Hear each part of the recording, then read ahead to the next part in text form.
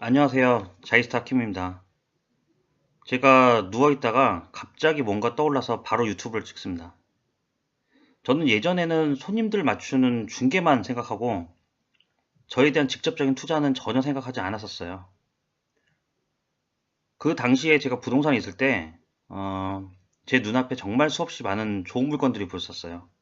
제가 있던 곳은 공덕동이었었어요. 지금 그 주변에 있는 아파트 시세들을 잘 아시겠지만은 그때는 정말 싼 물건들이 많았었어요. 새 아파트예요. 근데 지금 그때에 비해서 한 8억 이상 정도 오른 물건들이 적지 않게 있죠, 이제는요. 강남에서 중개했던 그런 물건들은 빼고 강북에서 거래했던 그런 물건만 얘기하는 거예요. 아파트를 전혀 다루고 있지 않던 거의 섬가도 같은 오피스텔만 다루는 부동산에서 제가 직원으로 들어가서 이런 블로그를 작성하는 것을 이런 블로그에서 매매가 한 80% 정도 나온 것 같아요. 이걸 하나하나해서 지금까지 많은 분들에게 정말 좋은 물건들 많이 맞춰드렸던 것 같아요. 강북에 올라와서 가장 눈에 띄었던 게 저한테는 공덕자이였었고요. 그리고 바로 옆에 그 뒤에는 공덕파크자이, 그리고 서울역 센트럴자이를 좀 많이 다뤘었는데요. 하나같이 무시당했던 아파트들이었었어요. 저는 저 나름대로 분석을 하다가 이런 저평가 아파트들을 집중해서 그 아파트들을 뭔가 내 나름대로 속으로, 예, 제가 뭐가 되는 건 아니지만은 그냥 키워내고 싶은 그런 분석들을 하기 시작했었어요. 그냥 저평가받은 지역의 아파트의 장점과 미래 가치를 알아내고 많은 사람들한테 알려주고 싶은 그런 욕망들이 있었던 거였죠. 특히 그렇게 긴 시간을 사람들의 무시 속에서 함께했던 아파트가 대표적으로 서울역 센트럴자이였었는데요. 제 머릿속에 상상했던 현재의 모습, 실제로는 훨씬 그 이상의 모습으로 현재는 이제 금이 환영을 했었죠. 결과적으로 손님들한테 수없이 분석하면서 정말 수없이 투자를 시켰는데 제가 아마 서울역 센트럴자이가 있는지를 착각하시는 분들도 있을 거예요. 그 정도로 했으니까. 근데 저는 서울역 센트럴자이가 없어요. 제 입장에서 한번 생각해 보신 분 있으세요? 솔직히 서울역 센트럴자이를 그렇게도 금매들을 잡아서 맞춰드리면서 저는 정작 단 하나도 잡지를 못했었죠. 돈 없다는 건 핑계였던 것 같아요. 대출이라도 했었으면은 그 당시에 초기 자금 못 만들었을까요? 그때 당시에 제가 가장 많이 맞춰드렸던 일반 분양 초기 자금이 1억 초반이었어요. 지금 서울역 센트럴자이의 34평의 시세는 13억 5천에서 14억 어간 이렇게 됩니다. 이게 투자 마인드가 저는 정작 제대로 잡혀 있지 못해서 있었어요.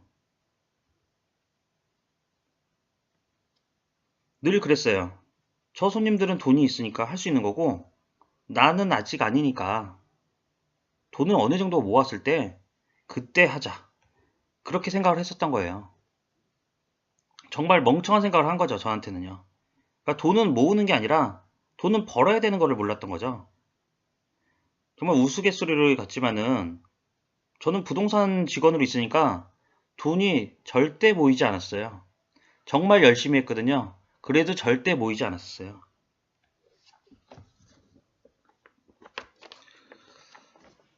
저는 이런 얘기들을 드리고 싶은 거예요.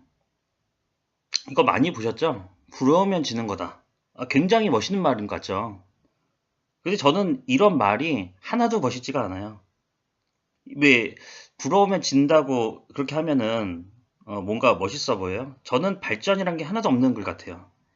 부럽다는 것 자체가 뭔가 나보다 더 뛰어나고 본인에게 없는 걸 가졌다는 거잖아요. 그러면 부러우면 닮아야 되는 거 아닌가요? 저는 우선 2016년 여름에 우선 직원을 그만두고 작은 부동산 사업을 시작하기 시작했죠. 그리고 돈이 어느 정도 모인 뒤에 저는 정말 그 공부부터 먼저 했던 것 같아요. 이 투자에 대한 이 마인드 공부부터 먼저 했던 것 같아요. 그리고 많은 것을 공부하기 시작했고요. 또 많은 도움을 또 얻었어요. 예. 제가 투자해드렸던 분들한테 오히려 저는 도움을 또 받게 됐죠. 정보들을요. 그렇게 해서 2016년 3월부터 물건을 알아보다가 저는 신길 뉴타운을 그렇게 많이 찾았었고, 그냥 너무나도 없는 그 저희 초기 자금에서 결국 1억 정도 되는 곳을 찾았는데, 그곳이 최근에 분양했었던 용도 5구역 청계 센트럴포레예요. 참고로 제가 정보가 더 빠르게 수집되는 거는 저 나름대로의 공부도 있는데, 제가 투자했던 많은 손님들한테도 다시 백으로 받고 있어요. 정보들을요.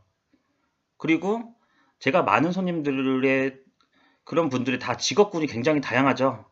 그분들한테 대한 정보도 저는 거의 집합체가 되는 거죠. 전 듣는 게 많으니까요. 저는 제가 투자시켜드렸던 그런 아파트들의 그런 적지 않게 오르는 모습을 보면서 저는 너무 부러웠어요. 그래서 늦었지만은 나는 그런 사람들을 닮고 싶었어요. 당연히 그렇게 올라갈 수는 없는 건 저도 알죠. 반드시 닮고 싶었어요. 그래도 너무나 간절했거든요. 그래서 용두 5구역을 매수하고 나서는 나 스스로 후회가 난 게 없도록, 그리고 저 스스로 다른 많은 사람들한테 실패를 보이기 싫었어요. 잃지 않는 투자 내가 직접 했다는 걸 보여드리고 싶었던 거예요. 그래서 제가 매수하고 나서 바로 용도 5구역에 매수한 내용들을 바로 블로그에 계속 올렸어요. 그때 당시에 초기 자금은 1억 초반이었어요. 프리미엄도 1억 정도 그 어간이었었죠. 뭐 사실 따라서 많이 사셨던 분들도 있고, 그분들은 그때 당시에 적은 초기 자금으로 굉장히 가성비 있는 투자들을 하셨었죠. 그때 뭐 같은 그런 급은 아니지만은 저는 서울역 센트럴자이에 대한 그 분석 방법을 이 용도 5구역에 적용을 많이 시켰었던 것 같아요. 예, 그렇게 해서 좀 많이 갔었고, 근데 저는 또 그런 생각을 합니다. 남들이 그렇게 무언가를 사고 나서 저만 부러웠을까요? 지금 이 순간에도 굉장히 부러워하는 사람들이 한둘이 아니겠죠. 많은 사람들이 핸드폰으로 매수하고 싶은 지역들을 정말 수없이 많이 보고, 부동산 카페에서 정말 중독되듯 보고 잠을 자기 전에도 핸드폰만 계속 보다가 졸면서 핸드폰을 떨어뜨려서 얼굴에 맞는 경우도 굉장히 많았겠죠. 저는 지난 시간들을 보면서 어디는 뭐 몇 억 올랐네, 뭐 일주일 만에 한 몇 억 올랐네, 이런 게 상대적인 박탈감이 얼마나 많이 왔을까 생각해요. 저 또한 뭐 그랬기 때문이죠. 자, 그러면 제가 중요한 이야기를 할게요. 지금 이 글을 보시는 분들 중에서 아직 집을 사지 않은 분들은 어떤 생각하시나요? 너무 올랐으니까 조정기가 왔을 때 살 거란 생각을 계속하고, 아니면 더 떨어질 거다, 그때 살 거다 하는 분들은 절대 집 못 살 거예요, 아마. 집값이 막상 떨어지고 나면 더 최저점을 보고 싶고, 내가 만약에 이 집을 샀는데 더 떨어질까 봐 못 사게 돼 있는 거예요. 투자 성공한 강사들한테 몇십만 원씩 내면서 시간 쪽에서 강의 들으러 다니는 것도 이제 중요하지만, 본인의 결단력이 굉장히 중요하죠. 그런 과정을 겪기 위해서는 본인의 공부가 우선적으로 돼야 되겠죠. 어디가 좋고, 어디가 얼마에 올라요, 이런 게 지금 중요한 게 아니라고 생각해요. 그렇게 말씀을 드려도 그거 먹을 거 있냐고 물어봅니다, 저한테. 공부가 아직 전혀 되지 않은 상태입니다. 그렇게 질문하는 거든요. 그리고 그렇게 해서 나름대로 분석을 하고, 그렇게 해야 뭐 전문가들과 대화로 해볼 필요가 있죠. 그래야 내가 뭐가 맞는지, 아니면 내가 어떤 계획에 지금 잘 따르고 있는지, 이런 걸 알 수 있는 거겠죠. 근데 저한테 그냥 전화해서 어디를 하면 수익이 날까요, 이런 질문에는 저도 잘 모르겠어요. 저는 미래일을 알 수 없기 때문이죠. 하지만은 저는 오차 범위가 줄어들기 위해서 현재에 대한 분석들을 하는 거예요. 그렇게 어딜 하든 수익이 날게 보이면 제가 어디든지 계약을 하고 싶어 하겠죠. 저도 찾아요. 늘 찾고 제 조건에 맞는 것도 계속 찾고 제가 보듯이 그 손님들한테 맞는 그런 조건의 그런 지역들과 그런 물건들을 저도 찾는 것 같아요. 그리고 저는 블로그에 언급을 계속 했었고요. 전화 통화나 아니면 만났을 때도 이런 말씀들을 정말 자주 드렸던 것 같아요. 근데 뭐 이런 사람들도 있죠. 뭐가 별로고 뭐가 또 별로다. 그리고 이걸 사면 오르나. 그런 가격을 나는 인정하기 싫다. 이런 답들을 정말 많이 들어봤어요. 저는 분석을 하고 공부하고 어느 정도 정말 어느 정도 자신이 있다고 하는 물건들을 많이 알려드렸던 것 같아요. 그리고 나서는 본인의 결정이에요. 부럽다면은 움직여야 되겠죠? 그 누구도 나를 위해서 이게 좋으니 하라고 밥상을 다 차려주지는 않아요. 차려줘도 떠먹여 줄 수는 없는 거예요. 근데 부동산 인생에서는 조력자가 필요하지 않을까요?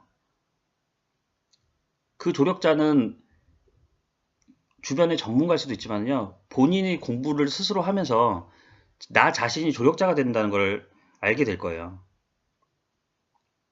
언론에서는 집을 사는 사람들을 투기꾼 혹은 적폐로 보고 있는데 정말 말 같지 않은 생각을 하고 있어요.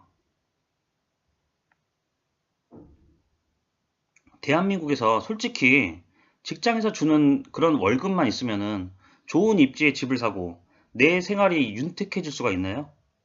우리나라가 사실 그런 구조인가요? 복지 혜택도 굉장히 좋고 정부가 나를 위해서 그렇게 뭔가를 해주고 왜 집이 있는 왜 아내분들이 투자를 그렇게 할까요? 정말 월급만으로는 이 아이들이 컸을 때 집을 정말 살 수 있을까요? 내가 전세로 있는데 전세자금 대출 받으면서 이자까지 내면서 그리고 또 한편은 또 이자 전세값까지 올리면서 살고 있는데 내 아이들이 과연 집을 살 수 있을까요? 그 이후에 계속 화폐 가치는 떨어지고 있고요. 저는 그런 뉴스는 짬 처리해야 된다고 생각을 하고 있어요.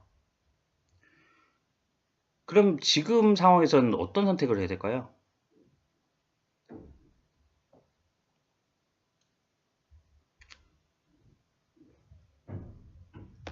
지금도 본인의 선택이에요. 하지만 이번에도 무주택 상황으로 갈 것인지 아니면 이제 움직일 것이는 답이란 건 없는 거예요. 제 생각이 틀릴 수도 있는 거고 다른 사람의 생각이 맞을 수도 있는 거겠죠. 근데 저는 아무리 봐도 저는 무주택자가 지금이 참 기회라고 생각은 변함없이 하고 있어요.